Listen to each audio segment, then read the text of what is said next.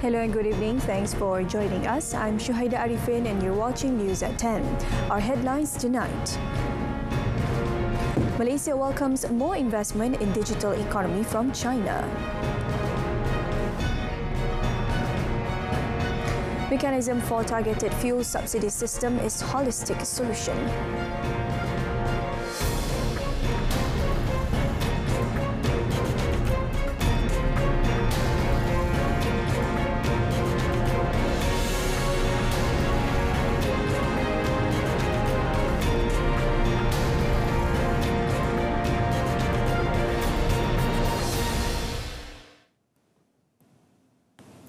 Malaysia welcomed more investment from China in the area of digital economy. Foreign Minister Datuk Seri Saifuddin Abdullah, in a joint media conference with his Chinese counterpart Wang Yi, emphasized the importance of the two countries working more closely in the areas relating to digital economy as well as cooperation between the telecommunication companies.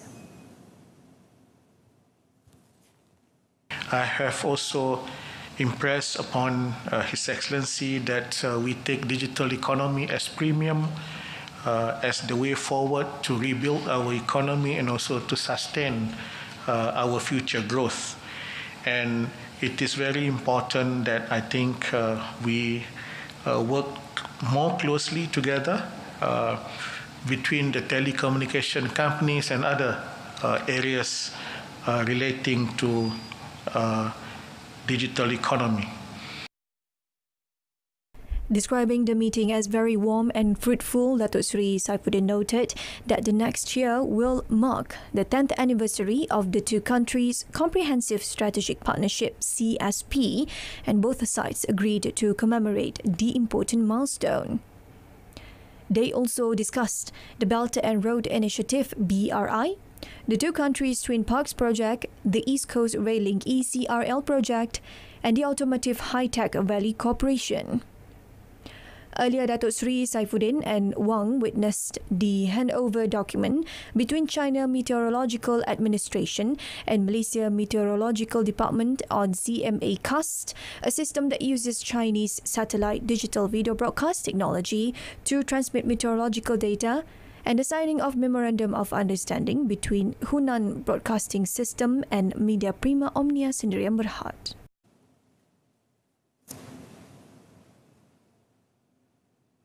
Yang di-Pertuan Agong Sultan Abdullah Riayatuddin Al-Mustafa Billah Shah today granted an audience to Chinese Foreign Affairs Minister Wang Yi at Istana Negara. The audience was the first for Wang Yi, who is on a two-day official visit to Malaysia. Comptroller of the Royal Household of Istana Negara, Dato' Ahmad Fadil Shamsuddin, said during their meeting, which lasted 45 minutes, His Majesty and the Minister discussed various matters relating to bilateral relations between Malaysia and China, which had existed since 1974. Sultan Abdullah also expressed his appreciation and happiness for the close and special relationship between Malaysia and China in various aspects, including the assistance extended by the Chinese government and cooperation between the two countries in combating the spread of COVID-19 and in the post-pandemic recovery. During the meeting, Sultan Abdullah and Wang also discussed one of the investment projects of Chinese companies in Pahang, especially in the Malaysia-China Kuantan Industrial Park in Gebeng.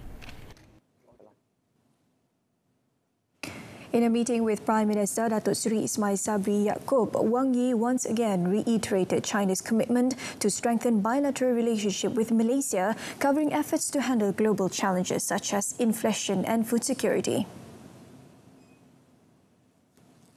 In a meeting that lasted an hour, Datuk Seri Ismail Sabri and Wang also discussed issues of mutual interest, including global digital economic development. Wang expressed his gratitude towards Malaysia government for allowing China's infrastructure companies involved in mega projects in the country, such as East Coast Rail Line ECRL and Malaysia-China Kuantan Industrial Park. Datuk Seri Ismail Sabri said Malaysia welcomes more participation from China's official delegates and businesses in government's initiatives. Towards this end, the Premier has expressed his interest in visiting China soon and conduct a courtesy call to the Republic's President and Premier.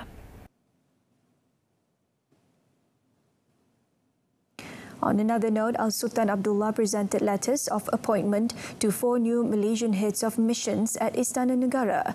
Raja Pemaisuri Agong Tunku Haja Aziza Aminah Maimunah Iskandariah also graced the event.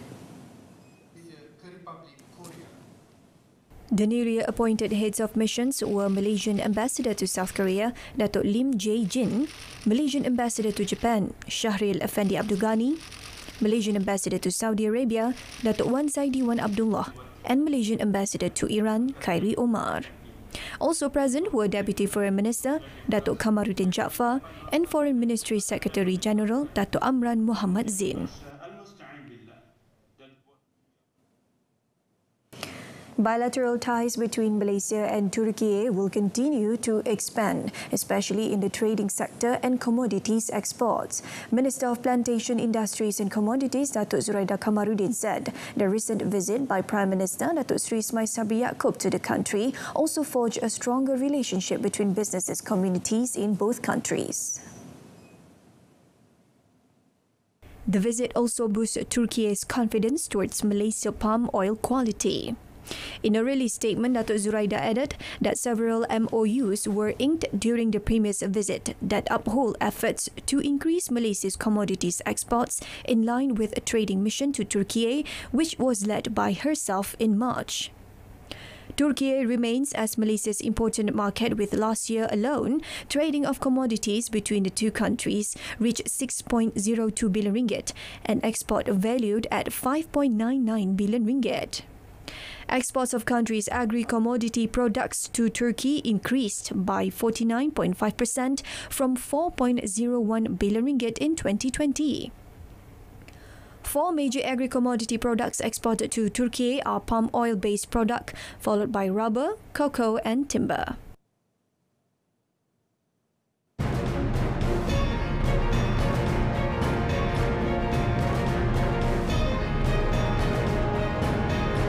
Coming up next, subsidy amount to be reflected on electricity bill.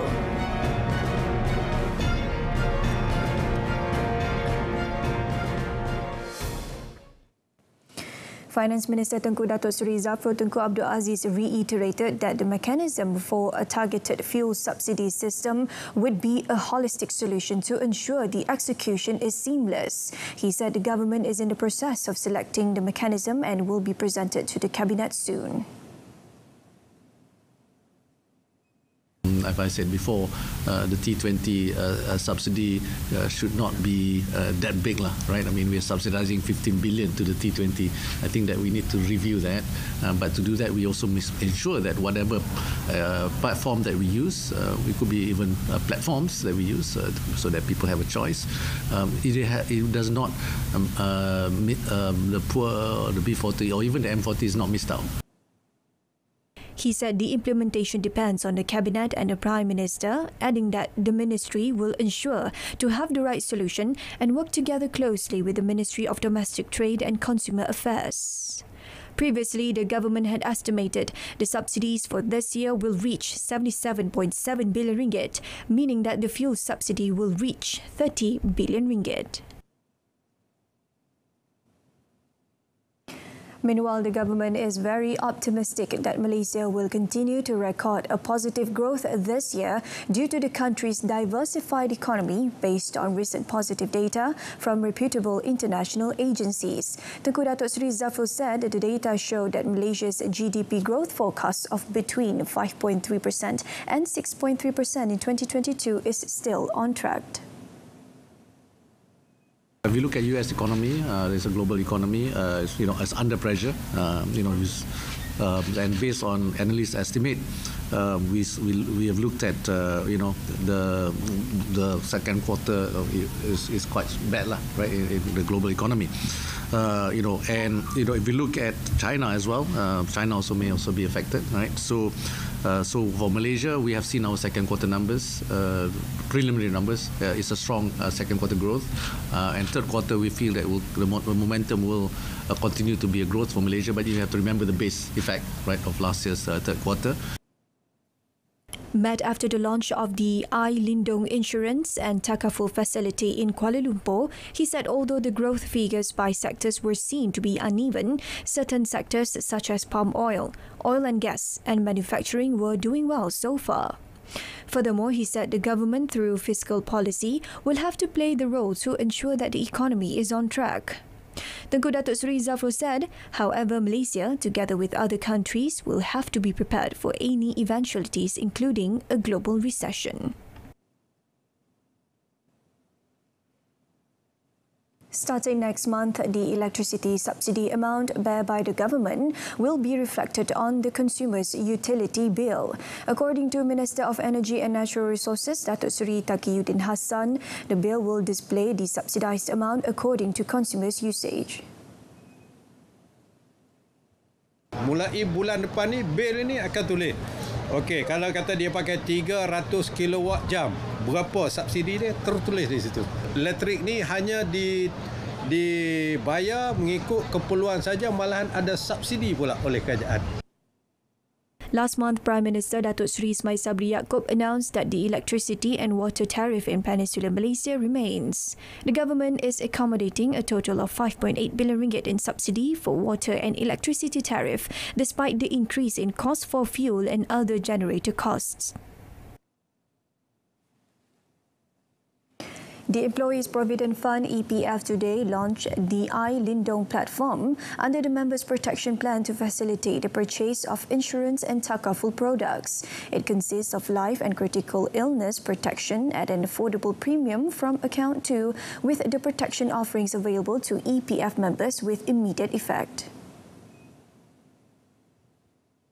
Members who wish to purchase insurance and participate in takaful products offered by EPF, approved insurance companies and takaful operators can do so via the Lindung platform within the EPFI account member portal. Members below age 55 with a sufficient balance in Account 2 who are Malaysians and registered account users are eligible to purchase products under Lindung. Those above age 55 can also purchase products under Lindung, provided that they are within the eligible entry age of related products and maintain a minimum of 100 ringgit in their account 55 or account emas. Residents staying on the Sungai Kupang Reserve land in Baling will be relocated to safer areas to avoid a similar tragedy which occurred during the floods and water surge phenomenon last 4th July. Kedah Menteri Besar Datuk Seri Muhammad Sanusi Makno said the Baling District and Land Office was currently identifying the number of houses involved. He said the state government would also build replacement houses for 30 families at a cost of between 58,000 ringgit and 60,000 ringgit each on land belonging to the Kedah Regional Development Authority Kedah in Kampung Sadik Kupang. Besides that, the government will also bear the rental of 400 ringgit a month and 100 ringgit a month in utility for victims who lost their homes in the Baling floods for 6 months. He said for victims whose houses were damaged, the state government has appointed its relevant subsidiaries to carry out repair work. The woman who allegedly insulted Islam at a comedy club in Taman Tun Dr. Ismail last Friday will be charged at Cyber Session Court in Kuala Lumpur tomorrow. Royal Malaysia Police Secretary Datuk Nursia Muhammad Sa'duddin said police had submitted the investigating papers to the Attorney General's chambers. In a release statement, Datuk Nursia said the suspect will be charged under Section 298A of the Penal Code. The remand against the woman, which ends today, will be extended for a day until tomorrow. She added that the woman's boyfriend would also be charged under Section 233 of the Communication and Multimedia Act 1998 tomorrow. On 9th July, Datuk Nursia said a 28-year-old woman was arrested after she allegedly insulted Islam during her set at a comedy club in TTDI last Friday.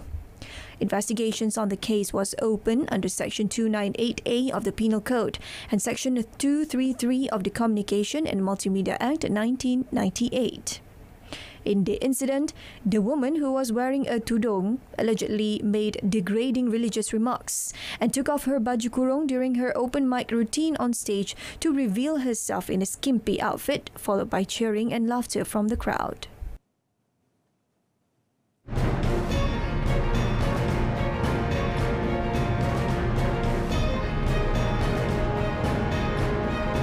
Still ahead, heat waves in Shanghai and dozens of Chinese cities.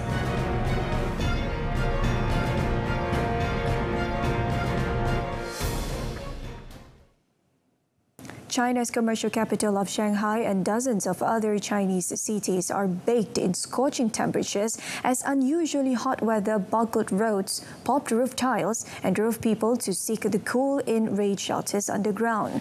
By 3 p.m. local time on Tuesday, 86 cities had issued red alerts, the highest in a 3-tier warning system, warning of temperatures of over 40 degrees Celsius in the next 24 hours.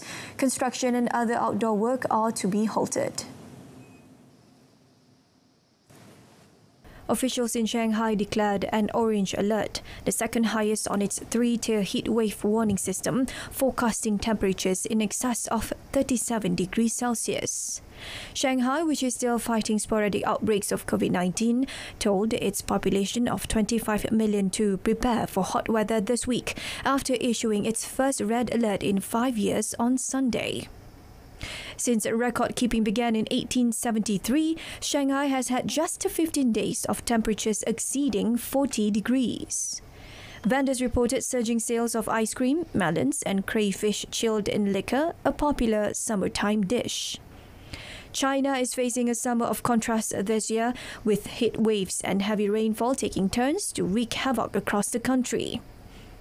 Authorities citing climate change have warned of potential weather disasters from mid-July, traditionally the hottest and wettest time of the year.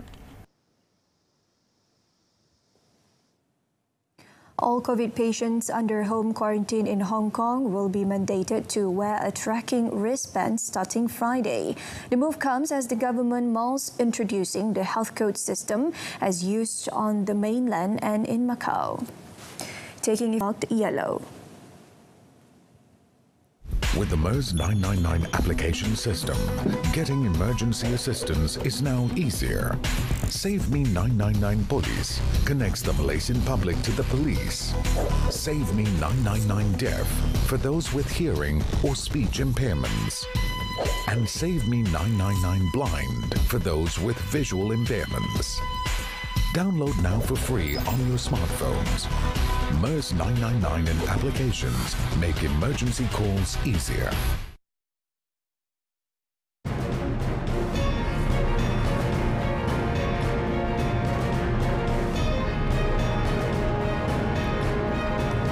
Coming up in sports, Natasha Lee Jane win bronze at World Games in Alabama. Stay with us.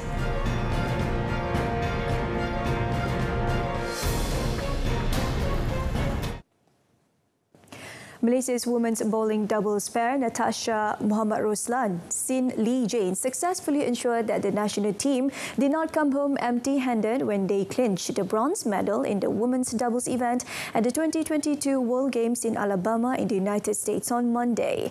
The duo had to endure fierce competition from Julian Franco, Clara Guerrero of Colombia before winning 235 to 204 and 247 to 237, according to the World Games website. The victory at the Birmingham Jefferson Convention Complex was even sweeter for the two national players, especially Lee Jane, as she got her revenge on Guerrero after her defeat at the final 16 stage of the women's singles event earlier. Natasha Lee Jane, however, missed the goal rush after losing 213 to 248 and 215 to 225 to Mika Gullbæk, Mai Ginger Jensen of Denmark in the semi-finals. Gullbæk Ginger Jensen continued their dominance this morning and bagged the gold medal after defeating host pair Julia Bond, Shannon O'Keefe, 199 to 184, 182 to 226, 226 to 177. This was Lee Jane's first international tournament after 30 months. In her last international competition in December 2019, she won a silver and a bronze at the Manila Sea Games. We are proud to be representing Malaysia at the World Games 2022 here in Alabama, and we are really happy that we are able to win the bronze medal today in the women's doubles event. I believe this is the first medal after 2009, and we are really happy that we are able to bowl well today after so long that we have not been competing. And yeah, that's all. The last time Malaysia managed to clinch a medal was in the Costume 2009 edition in Taiwan with 2 bronze. Held from 7th to 11th July, bowling was one of more than 30 sports represented at the 2022 World Games, which will conclude on 17th July. England recorded the biggest win in European Championship history as Beth Mead's hat-trick inspired an 8-0 demolition of Norway that booked the host quarter-final place on Monday. Serena Wickman's side scored 6 in the first half en route to smashing their own women's Euro record margin of victory set when they beat Scotland 6-0 in 2017. No team, either male or female, had ever scored 8 at the European Championships until England's incredible goal spree against the overwhelmed Norwegians in Brighton. Georgia Stanway's 12-minute penalty opened the floodgates, and Lauren Ham struck 3 minutes later. Ellen White and Mead both netted twice in the first half to leave Norway reeling.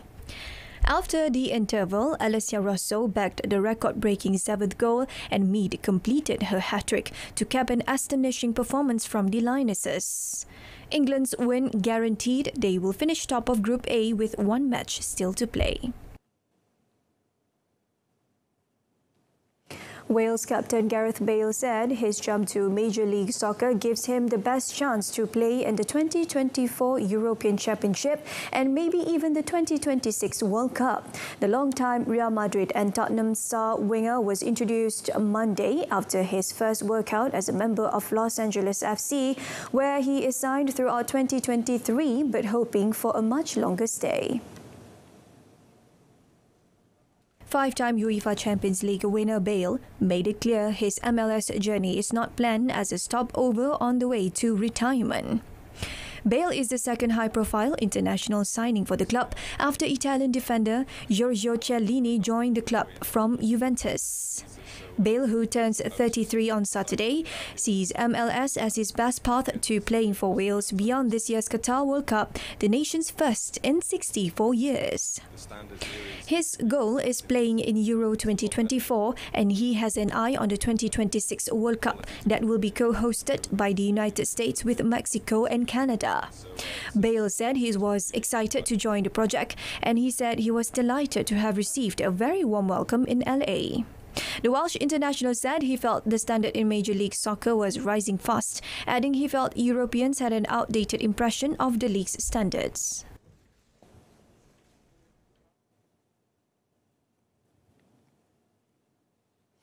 Pablo Carreno Busta bounced back from his Wimbledon disappointment to claim a straight sets victory over Stan Wawrinka at the Swedish Open. Carreno Busta was forced to pull out of his first round clash with Dusan Lajovic at the All England club because of a leg injury. But back to fitness and back on the clay in Bastard, Carreno Busta playing in only his 6th tour level event since missing 13 months due to a foot problem battled past Wawrinka 7-5, 6-4.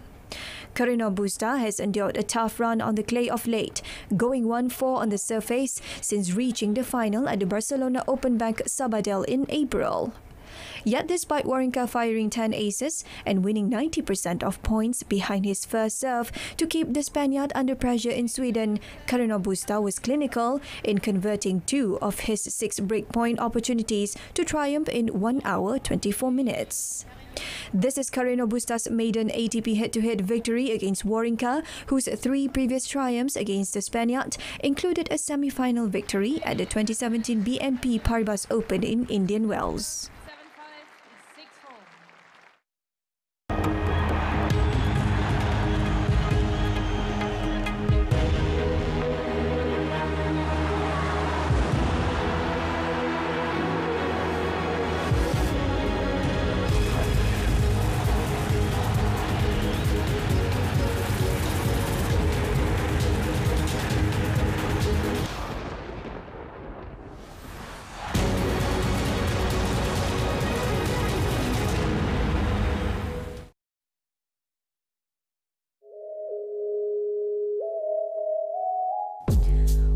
we tell you stories, Relevant, new, efficient, accurate, reliable.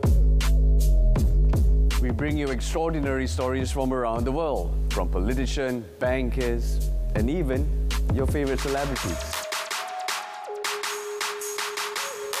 This and many more on RTM's English News.